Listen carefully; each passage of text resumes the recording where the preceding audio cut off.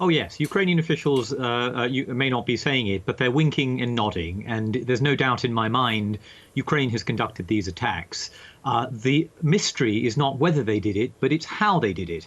Because Ukraine has no publicly known weapons with the range of reaching so far behind enemy lines. These are over about 150 kilometers behind the front lines. American HIMARS launchers that Ukraine has been using to very good effect, that we have, I think, spoken about on this show in previous weeks, don't have the range. The munitions the Ukrainians have been given don't have the range. And there's no indication that the Ukrainians even used ballistic missiles. So to be absolutely honest, my guess, and I stress it is no more than a guess, is that Ukrainian special forces may have been involved, and they may have been directly involved, or they may have launched what we call loitering munitions, which are sort of drone cruise missile hybrids that may have struck these sites, getting under the sneaking under Russian air defenses. I would say that is the most likely scenario here. That is interesting, and I want to talk more about that in a moment. But firstly, why Crimea? What is the point of attacking Crimea? Well, Crimea, as your viewers will know, was occupied and annexed by Russia illegally back in 2014. So it is technically, in Russian eyes, part of Russian soil. So the symbolism of hitting it is particularly, I think, sharp for the Ukrainians. But it's not just a symbolism. It's also the military significance of these sites. The attack on Saki Air Base took out a large number of aircraft from a key naval aviation regiment of the Russian Black Sea Fleet. The most recent attack we saw, I think, 2 days ago, actually disrupted railway movements in Crimea. And that's incredibly significant because Russia's army is reliant on railways to move most of its logistics, to move heavy ammunition shells, to move food, to move fuel, all of those things. So these attacks are not just symbolic in terms of challenging the status of Crimea and showing Russia we're not going to accept Russian control of Crimea, but they are also militarily significant in disrupting Russia's war machine and the logistics of Russia's military effort, just as Ukraine is threatening a bigger counteroffensive in the south, particularly towards the city of Kherson. Yeah, and that's what I wanted to talk to you about, because, of course, you talked about using drones as a form of attack. Now, there's discussion that this, too, will be a methodology in terms of that counteroffensive in Kherson. We think of counteroffensives as big mechanized formations rolling over the plains. And what the Ukrainians are doing right now, at least, is choking off Russian supplies and slowly wearing down the Russians, choking them off, trapping their forces on the right bank of the Dnieper River in Kherson city, making it impossible for them to supply their forces. I think that's very wise.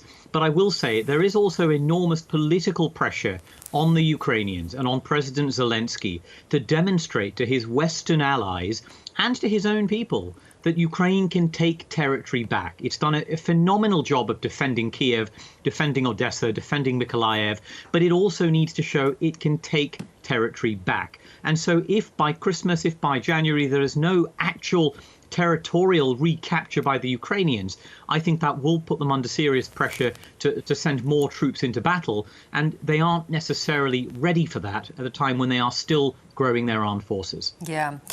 At the same time, Russia is still quite, focused on really imposing as much destruction as possible. And the recent shelling of Kharkiv is just another example.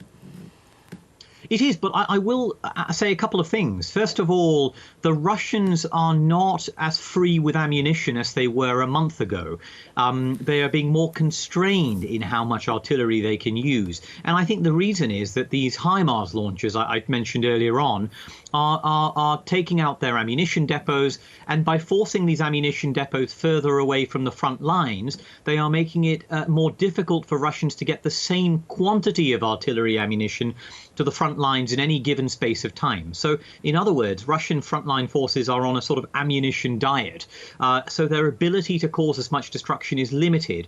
And on the aspect of missiles, we're also seeing them use increasingly inaccurate missiles, including missiles that would normally be surface-to-air missiles for example, on the S-300 system, are being used in a ground attack role. So that's going to be much more indiscriminate, it's going to be much more inaccurate, and while it does cause a problem to civilian areas, it probably is less threatening to Ukrainian command posts or depots. And from a military perspective, it is probably less effective as a result. Interesting. What is your assessment of how precarious things are at the nuclear plant? Well, this is the Zaporizhia nuclear power plant. This is Europe's largest nuclear plant. And of course, what we know is that the Russians have been using it as a location from which to fire rockets and other munitions. There have been a tit-for-tat claims over whether Ukraine has shelled the plant, which is what the Russians claim. I find that very unlikely, given the Ukrainian desire to keep this plant intact and to avoid what could be a nuclear catastrophe on their soil. I think we all worry about the reactor itself, which of course is still running because you can't shut these reactors down very easily. What I would say is the problem is not so much the reactor. It isn't even the spent fuel, which is a problem and is a vulnerability. It's predominantly the electricity supply to the power plant, because if you lose electricity supply or you lose the staff necessary to run this, which are Ukrainian staff effectively operating this plant at gunpoint, that would be, for me, the much bigger risk. So we should be watching very closely for the power supply to the plant and how the Ukrainian personnel operating it are treated, and whether they stick around or whether they try and flee. I think that would be a much bigger concern from my perspective than direct hits of shells on the plant itself. Yeah. Grateful that interruption was brief. Lovely to see you and talk. Thanks so much. Thank you.